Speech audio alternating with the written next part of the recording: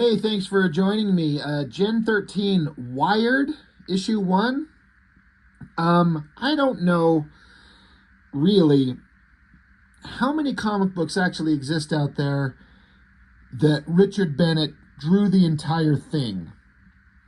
I honestly don't know. It's probably more than I am aware of. And then honestly, the only ones that I'm aware of where he is like doing all the artwork, like the penciling and the inking. As far as I know, if you were to ask me before I was aware of this book, off the top of my head, it's just his creator-owned book, Brass, that I reviewed on the channel quite a while ago. It's a 4-issue series. I'm pretty sure I went through them all in one video. I became aware of his work personally first when he started inking Jim Lee on, I think it was Wildcats was the first time I ever saw it.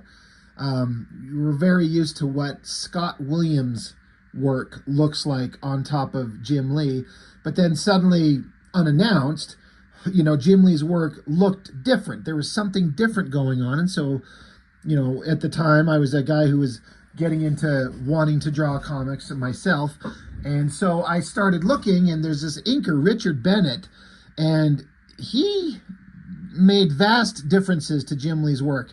As I understand it, it was probably a case of where Jim Lee was doing more basic breakdowns, just like choosing the composition and doing the basic figure work, but letting Richard Bennett do the deep, detailed finishes, all the inks, like the shadows and the textures and the shiny metallic reflections and the gritty grime on the walls and all that type of stuff. And Richard Bennett does not skimp on the detail. You can never look at anything that he does that I've ever seen and ever wonder if he was phoning it in, especially in this era. So, whether or not you liked the way he made Jim Lee's work look, because it was very different. It still looked Jim Lee, but it was something different, something new. But, man, the amount of time and effort that he puts into that work is shocking, really. So, so the inking that he would do, and then that book, Brass, came along, and the level of detail, it's just astounding. It's almost unbelievable. Now, I'm not someone who's going to claim to know every type of comic book artist out there, and, you could probably point to, well, go look at this person, go look at that person. It's just as much, or it's more so. I don't know everything and everybody by any means. I don't claim to. I'm just talking about the guys that I know and the artists that I kind of crossed paths with. And it's almost, Richard Bennett and then Aaron Weisenfeld, those guys were like neck and neck for like who could do the most amount of detail on a single page. It's just really astounding. I can't imagine how long it must take to render these pages. I think that book Brass that Richard Bennett did had a long production period, like 2 or 3 years, something to that effect. And if you look at the artwork, you can see that like there's just no way to do this stuff fast. Like this was all done by hand. So many artists, draw digitally, and there's a lot of shortcuts you can take to get things done a lot more efficiently. And that's honestly, that's smart if you want to think of it in a production art kind of context. You got to get this stuff done, and if you can find a way to just on your digital device have a circle template just thrown down on the page digitally in a perfect circle, rather than have to stop and find your little circle, whatever the hell they're called. I've got a version of it, something like this. Like, you don't have to go and find this and set it down and find out where you want it and draw the line, and then hopefully it doesn't smudge or smear. You could just get your device, your digital device, and just there, perfect circle. Like you've saved yourself 5 minutes. And those kind of shortcuts digitally, I get it, makes sense. But when you see the level of detail that can go into this kind of artwork, and it's all done by hand, and there's an original piece of work out there that was penciled and inked by hand by these guys, I will always default to being just wowed by the work being done traditional on paper. I would stare at that original artwork, given the chance, forever. just marveling at the skill involved and wondering about the time frame that it took.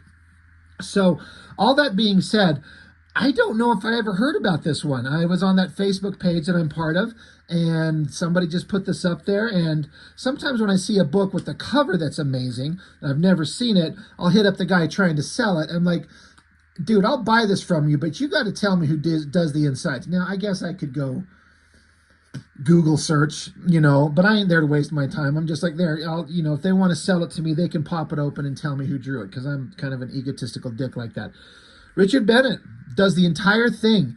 So I'm like, boom, send it to me. I got to see this thing. I've never even heard of it. And if it's Richard Bennett doing full art, I got to see. Now, it's connected to Gen13. I've talked about this. Some people probably disagree with me, but I think if we're all being honest, I've already said this several times. I don't need to repeat it. Gen13 was not that interesting. Sorry, it's the truth. Boom, roasted right there. It's the truth. Gen13 was not that interesting. It was J. Scott Campbell's artwork that was attractive and whimsical and dynamic and detailed and fun. And then he made the characters, the main kids, fun. But anything else was just standard, boring, Wildstorm stuff that just was like, whatever, we're just kind of here for the art. So, and Richard Bennett's not exactly, from what I've seen of his work up to this point, not the guy I necessarily think is the perfect choice to draw like youthful, fun, happy teenagers, like hardcore cybernetic technological creatures and monsters and stuff. Hell yeah. But Gen13, being a big book at the time, probably making a lot of money, you're going to get this guy on the book. I don't know what the reasons or the whys or the hows that they are going to decide to do this. It kind of doesn't matter. We're just kind of here for the amazing visuals, really, to start. I did kind of read this thing, when I got it in the mail. I've had this for like 2 weeks or so, and I kind of read it that first day, and that's the only time I've read it. I can't remember who the hell we're looking at. I don't know if it matters. I do remember going, okay, that was fine, whatever. Artwork was amazing, but story, I do not care. I do not care at all. Richard Bennett, I've just gained a new appreciation for him. I've got a buddy, who has got a lot of information and knowledge about this type of stuff. Chuck, you know who you are. And he's kind of filled me in on Richard Bennett and the work that he does and his methods and techniques. And it's made me kind of pay attention to it in a deeper level. And it's like, you don't need to have too much of a brain to look at this stuff and just go, good Lord, the detail he puts into it. His faces are a little generic-y in places, but if I had to level a criticism and that's it, I could say that about Jim Lee. His faces are kind of got a same face kind of syndrome going on. As a splash page, or page one, kind of a historical event of like United States cavalry attacking Native American settlements and the blood and destruction involved. We're seeing that. But then you flip open to this double page spread, and it's like, I don't even need to know, I don't need to even give a shit about the story to just marvel at the insane level of detailing going on in these faces. I hope it shows up on camera well.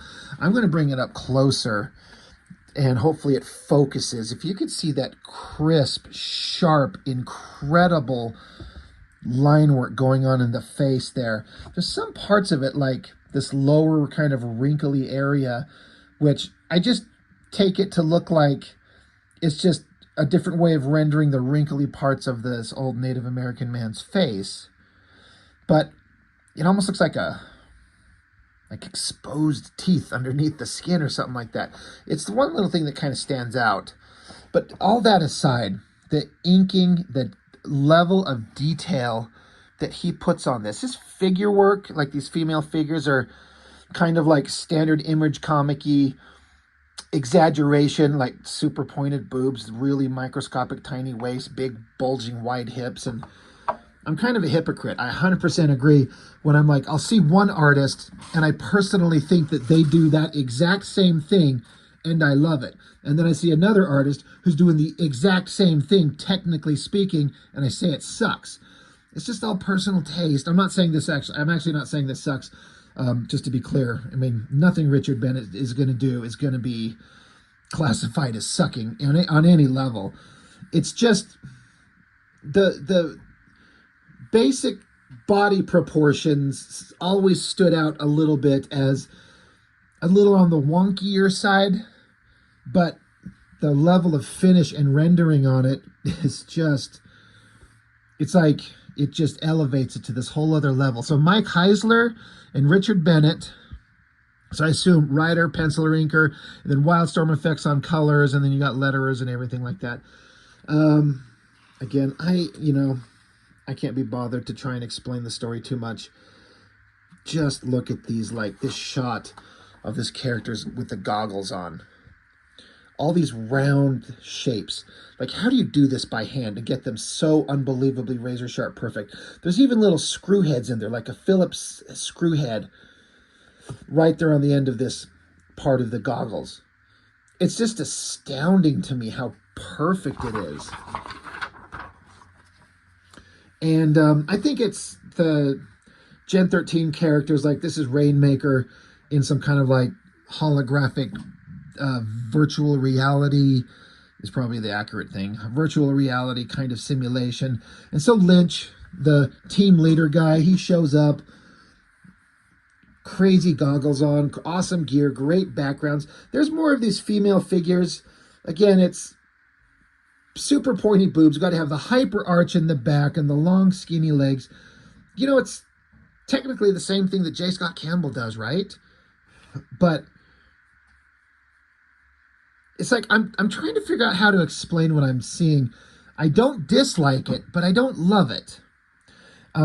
He does add some kind of lines to her face, like the cheekbones in this, if you can see, that ages her up a little bit.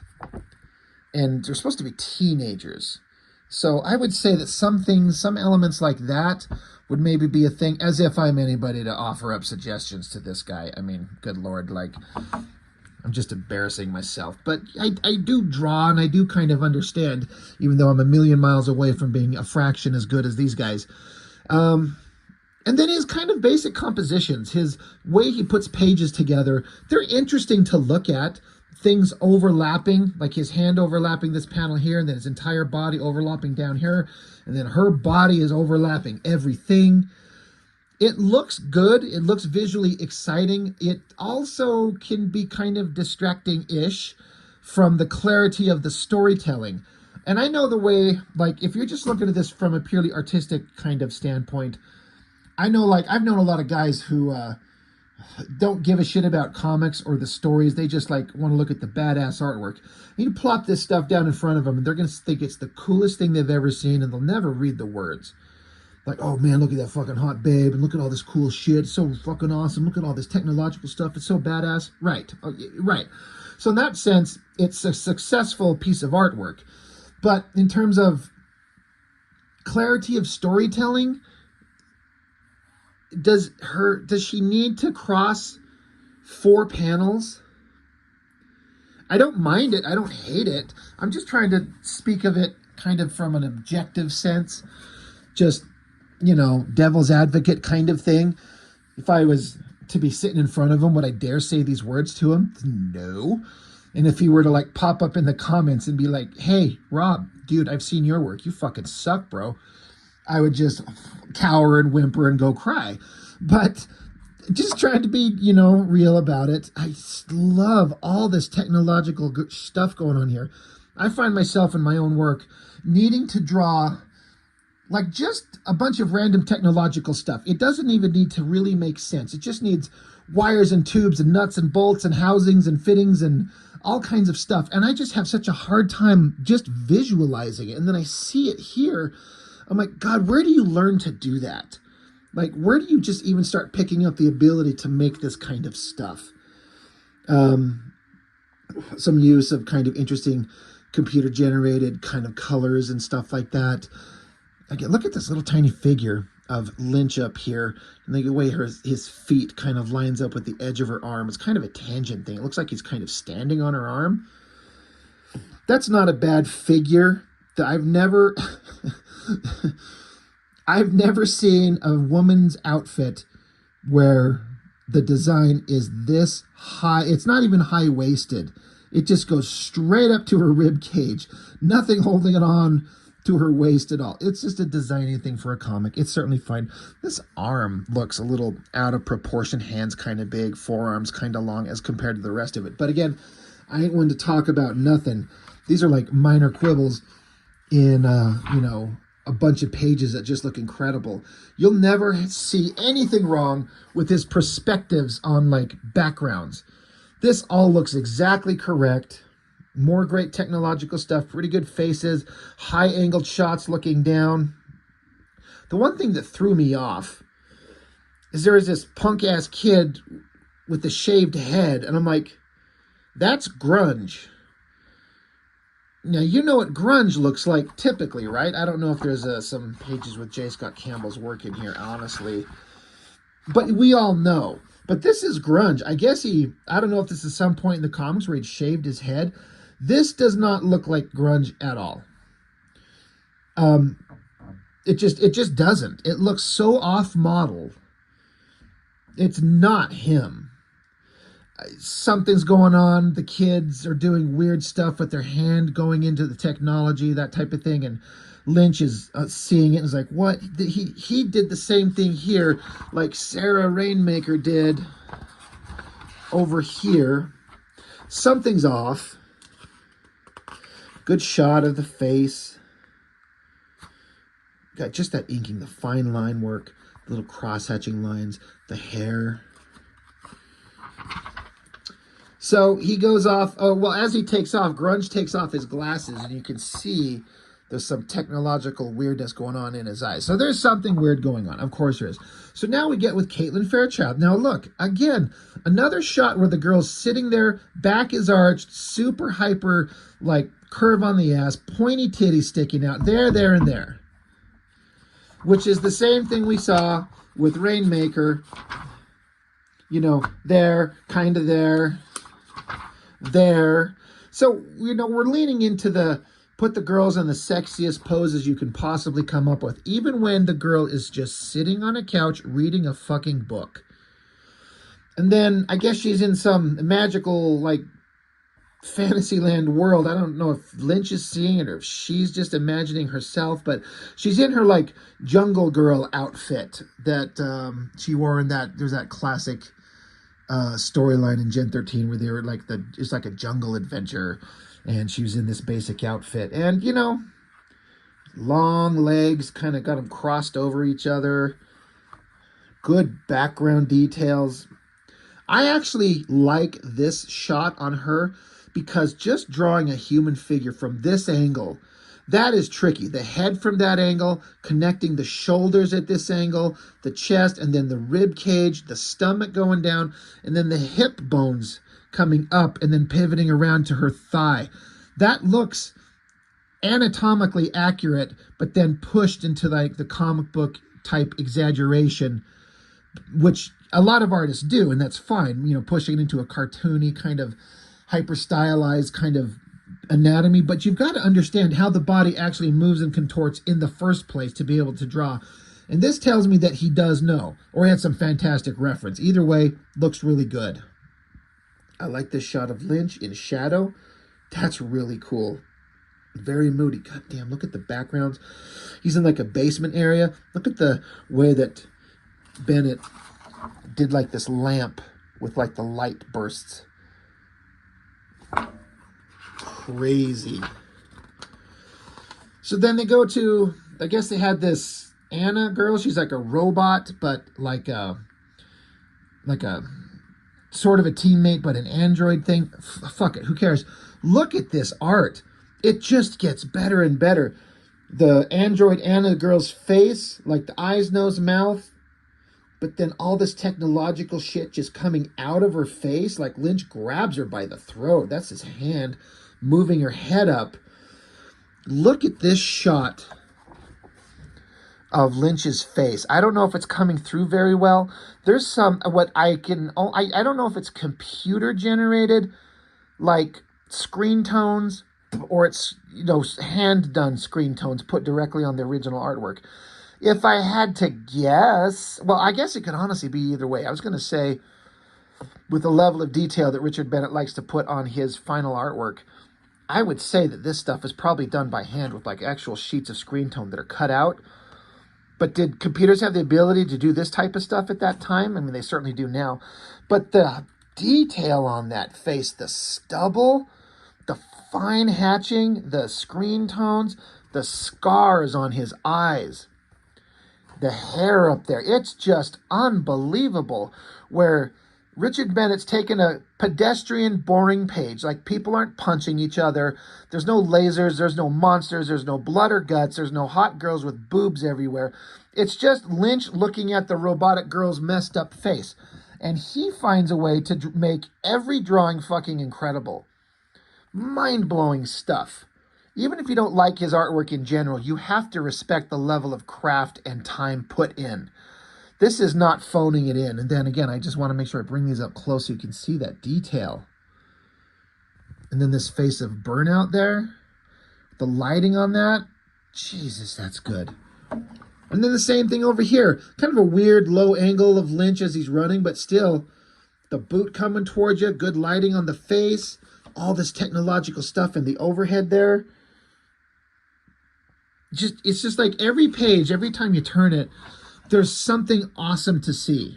Not the ad for the Battle Tank video game. Boom. Giant double page spread. Good Lord. Getting into some virtual world, I guess. That is a hard angle to draw. It's kind of weird looking. Little gangly and slightly like anatomically off. Kind of weird. But if you remember, if these are drawn traditional comic book style, each one of these is an 11 by 17 page. So this is 22 inches wide.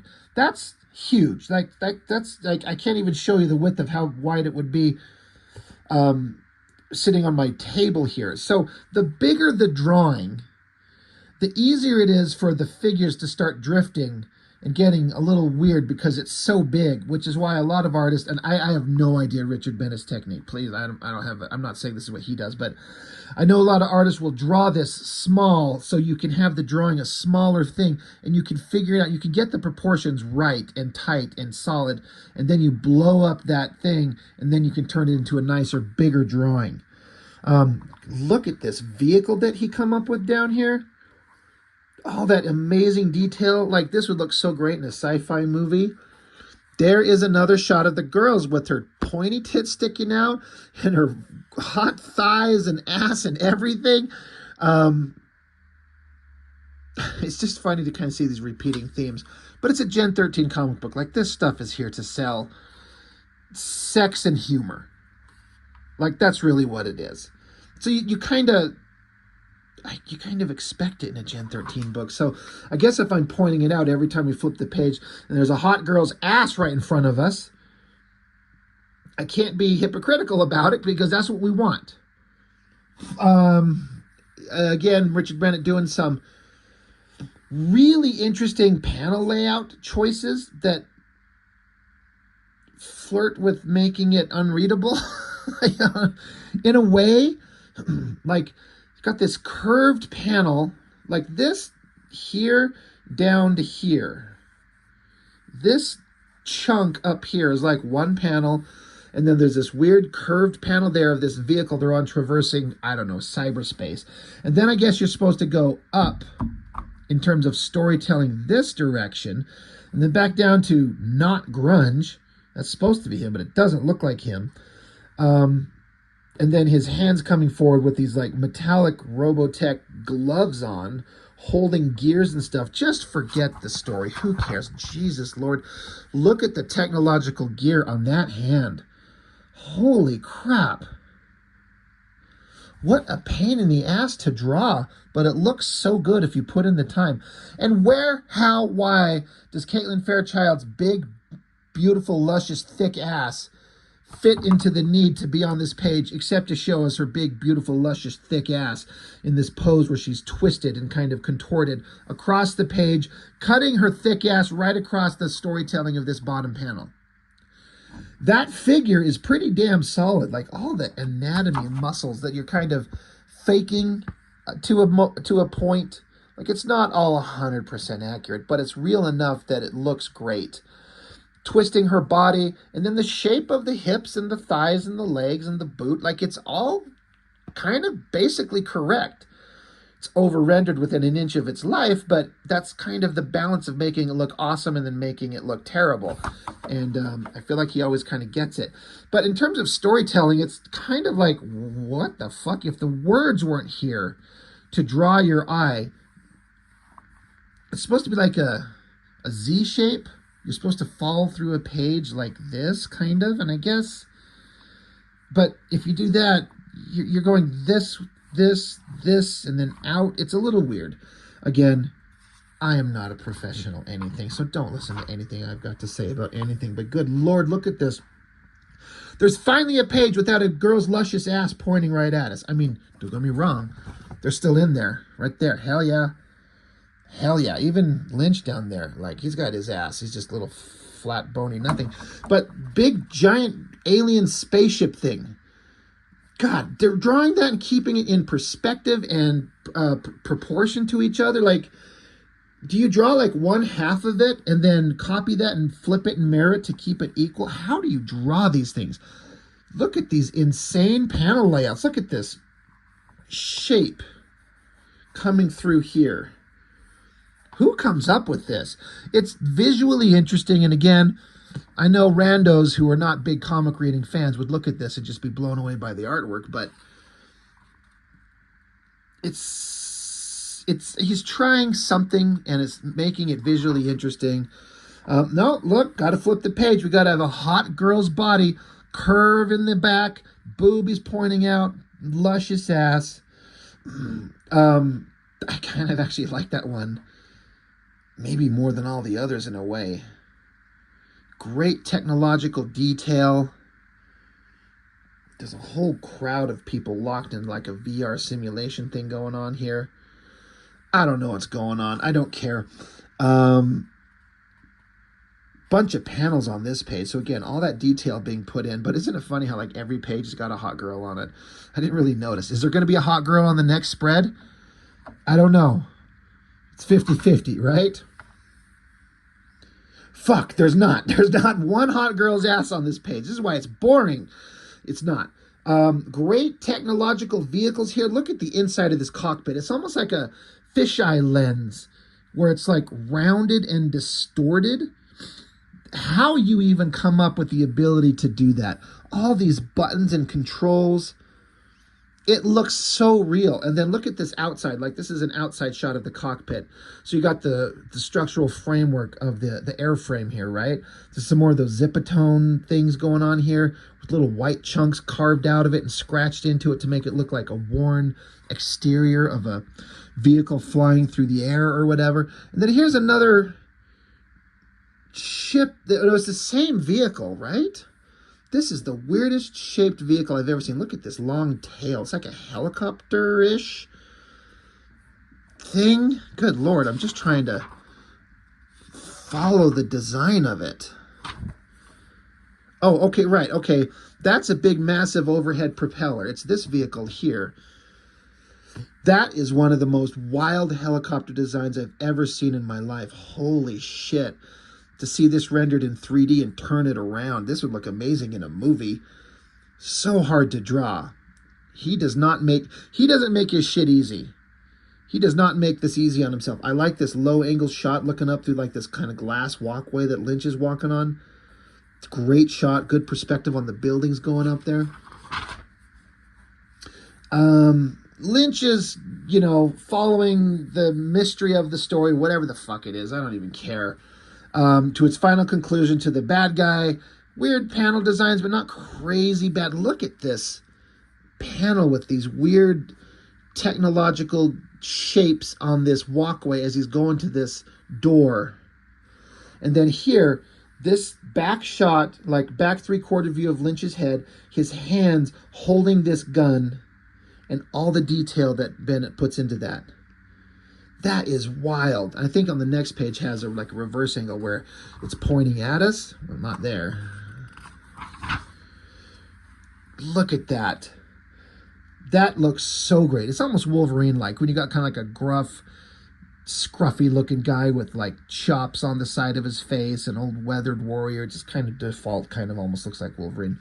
But the shadows on that, the uplighting, the eyes, the brows, the lighting on the nose, and then this gun, like the barrel coming towards you on the little scopes and laser sights and radar, infrared beams, and whatever the fuck all this stuff could possibly be. It's so overdone. It's completely unnecessary to draw it that way. But that's why he does it, because he wants to show you what he can do. And you don't do this kind of shit unless you love it, right? Like, why torture yourself? Like, it's one thing if you can do it, but you hate to do it. But as much as he puts into this, he must love to do this stuff. I mean, he has to. Another great shot of this weapon pointed at the stupid bad guy. That's really interesting. Well, Lynch blows his head right off. Boom. And then, I don't know what the fuck. He's got a banana in his hand now. Maybe he's in some virtual reality world now. They killed the bad guy. The virtual reality thing is just distorted and fucking up. And then, story's over. Lynch is back. Look at the cross-hatching line work on that face right there. If I could pull off being able to ink lines like this, they would be everywhere. And I can't come close at all. And then we end it with the bad guy. Look at the shiny reflection on his goggles. Great cross-hatching lines all over the face. Again, I can't care any one little bit about this story. Not a little bit. Not like Planetary, for example, which is a perfect combination of art and story. Maybe my favorite comic series ever. And you know that because we're on issue 6 on Planetary. So anyway, good Lord, Richard Bennett. Thank you, Lord Jesus, for sending us Richard Bennett, like a guy who puts this level of work into it. Like, look, he starts out with like a double-page spread of like out in the natural world and Native American, old school, grounded in earth type stuff. And as the story goes on, it gets more and more and more into this cybernetic, excuse me, in this cyberpunk world of whatever the hell's going on. Hot babes on every page, just about. And then into the cybernetic world of this book. And then we're into like the Matrix type shit. Hot asses, crazy spaceships, more hot asses, more crazy spaceships, and then a bad guy, and we blow his head clean off. But of course he lives. I don't know what's going on. I don't fucking care. Because Gen13 is boring. But artistically, I mean, it's very different from J. Scott Campbell, but jeez. The amount of work it put into that. I would die to be able to like just look at some of these pages in person. I don't know. If you're not an artist, you may not get it sometime, or some of you do get it. There's one thing to look at the artwork in the printed page on the comic book where it's all reduced down and colored on this nice paper. But to actually get the original artwork from a person, especially a person whose work you really love, and set it in front of you and just to be able to stare at it and just be like, somebody made this by hand. It's magical. It's crazy.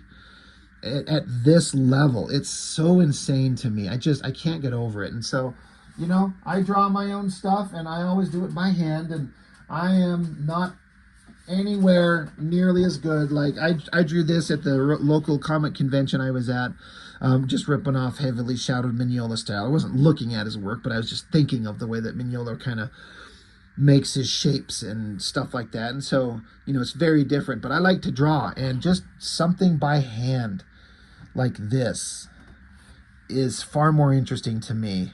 And I'm not in love with my own shit, but if you could plop down any of this original artwork from Richard Bennett, for example, I would just stare at it for hours and just marvel at it, just trying to absorb like by osmosis. Like, how do I get these skills? What can I learn from this? What can I discern from this?